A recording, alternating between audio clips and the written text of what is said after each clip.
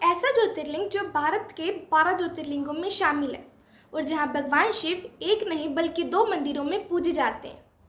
आखिर ओमकारेश्वर और ममलेश्वर की असली कहानी क्या है, चलिए जानते हैं। प्राचीन समय में विंध्य पर्वत को अपनी शक्ति और ऊंचाई पर बहुत गर्व था। एक बार देव ऋषि नारद विंध्य के पास गए। नारद जी ने कहा कि तुम बहुत बड़े हो, लेकिन मेरु पर्वत तुमसे भी अधिक महान माना जाता है। ये सुनकर विंध्य पर्वत को अपमान महसूस हुआ और उसने संकल्प लिया कि वह भगवान शिव को प्रसन्न करके और अद्भुत शक्तिशाली बनेगा। विंध्य पर्वत नर्मदा के तट पर गया और उसने भगवान शिव की कठोर तपस्या करनी शुरू कर दी।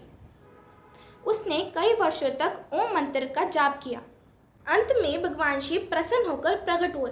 उन्होंने विंध्य पर्वत को वरदान दिया।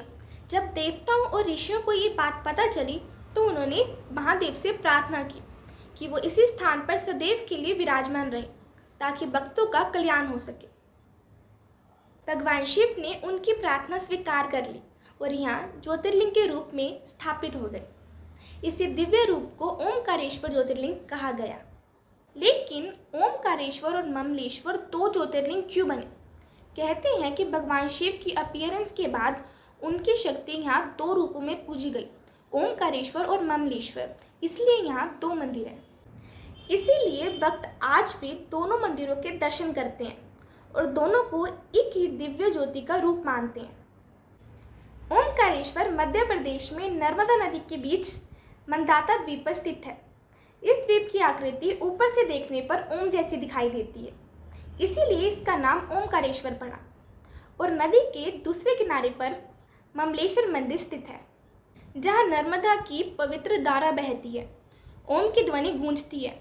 वहीं विराजमान है ओमकारेश्वर ज्योतिर्लिंग। इसीलिए ओमकारेश्वर सिर्फ एक मंदिर नहीं बल्कि 2 पवित्र स्थलों में विराजमान एक ही दिव्य ज्योति का प्रतीक है।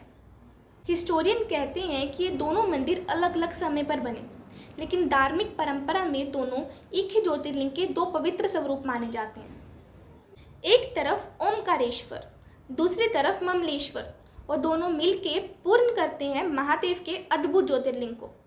आपको ये कहानी कैसी लगी कमेंट्स में ज़रूर बताना, और ऐसी और कहानियाँ सुनने के लिए इस वीडियो को लाइक और सब्सक्राइब करना।